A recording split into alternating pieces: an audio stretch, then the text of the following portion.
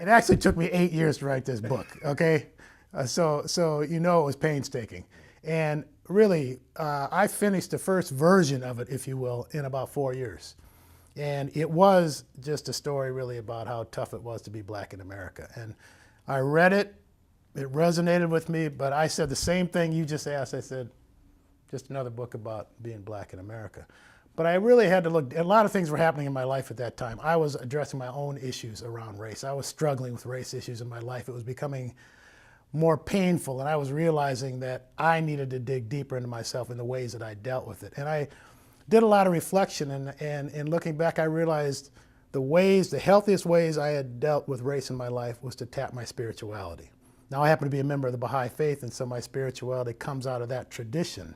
But we all have a sense of spirituality. Everybody's got that essence in them. And so I felt like I had to tap my spirituality.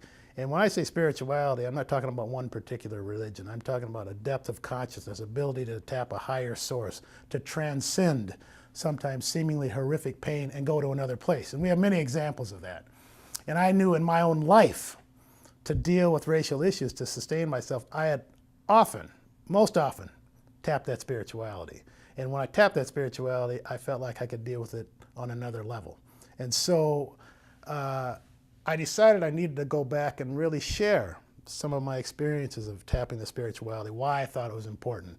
And I'd been coming to this consciousness over time. And even though I've had a spiritual outlook on life, it's easy to say that I'm a spiritual person or I believe in religion. When it comes to applying it to the most painful things in your life, that's a whole other matter.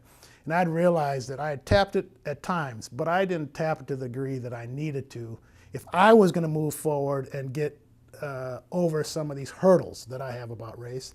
But I also felt the same way about society. And so I went back and I started looking at some of the experiences that I shared, the painful experiences, the anger, which is in there. The anger, the experiences I've had, the frustration about the hypocrisy I see about race, it's all in there.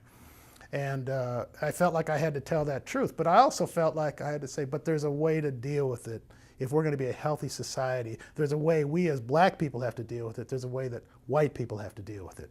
Both tapping their spirituality, but for different reasons. So I did go back, wove in aspects of spirituality, thought about experiences that I had, how I'd handled them, and then I added a whole nother section on how I viewed spirituality and its relationship to solving this problem, which really is the hope factor.